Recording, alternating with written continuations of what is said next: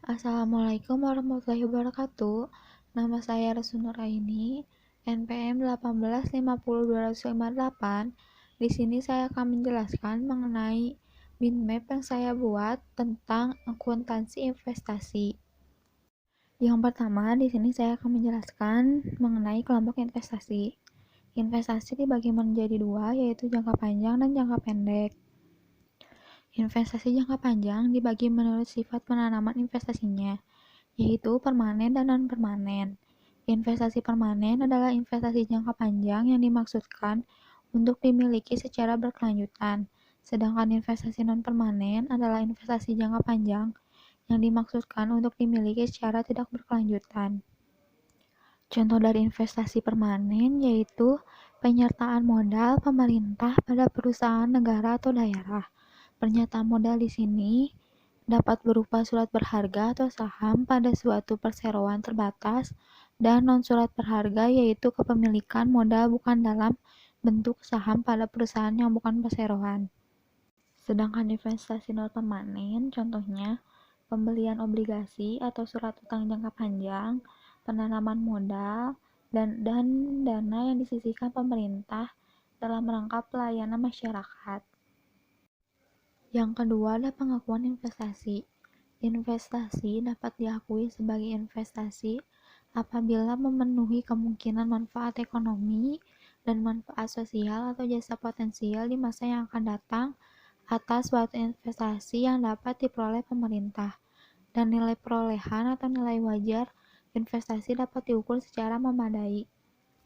Kriteria pengakuan investasi biasanya dapat dipenuhi karena adanya transaksi pertukaran atau pembelian yang didukung dengan bukti yang menyatakan atau mengidentifikasi biaya perolehan. Yang ketiga ada pengukuran investasi. Pengukuran investasi dibagi menjadi dua, yaitu pasar aktif dan pasar tidak aktif. Untuk pasar aktif dapat digunakan untuk membentuk nilai pasar sebagai dasar penerapan nilai wajar. Sedangkan untuk pasar yang tidak aktif dipergunakan nilai nominal, nilai tercatat, atau nilai wajar lainnya. Contohnya seperti investasi jangka pendek dalam bentuk surat berharga yang dicatat sebesar biaya perolehan. Biaya perolehan tersebut meliputi harga transaksi, jasa bank, dan biaya lainnya yang timbul dalam rangka perolehan. Yang keempat ada penilaian investasi. Penilaian investasi didasarkan pada beberapa kriteria. Yang pertama, kepemilikan kurang dari 20% menggunakan metode biaya. Yang kedua, kepemilikan 20% sampai dengan 50% atau kepemilikan kurang dari 20% tetapi memiliki pengaruh yang signifikan menggunakan metode ekuitas, dan jika kepemilikan lebih dari 50% menggunakan metode ekuitas juga. Untuk metode biaya, investasi dicatat sebesar biaya perolehan.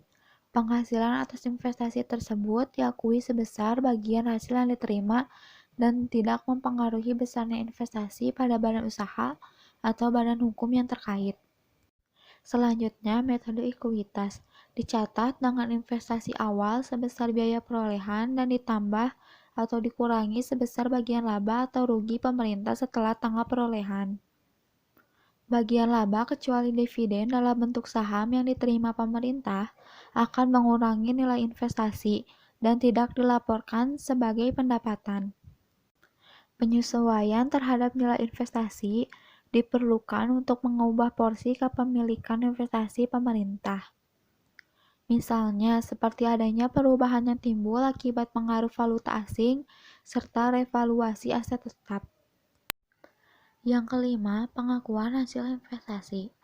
Hasil investasi yang diperoleh dari investasi jangka pendek antara lain berupa bunga deposito, bunga obligasi, dan dividen tunai dicatat sebagai pendapatan, dan hasil investasi berupa dividen tunai yang diperoleh dari penyertaan modal pemerintah yang pencatatannya menggunakan metode biaya dicatat sebagai pendapatan hasil investasi.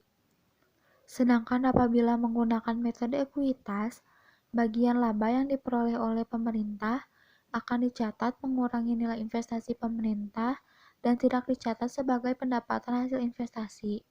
kecuali jika dividen dalam bentuk saham yang diterima akan menambah nilai investasi pemerintah dan ekuitas dana yang diinvestasikan dengan jumlah yang sama.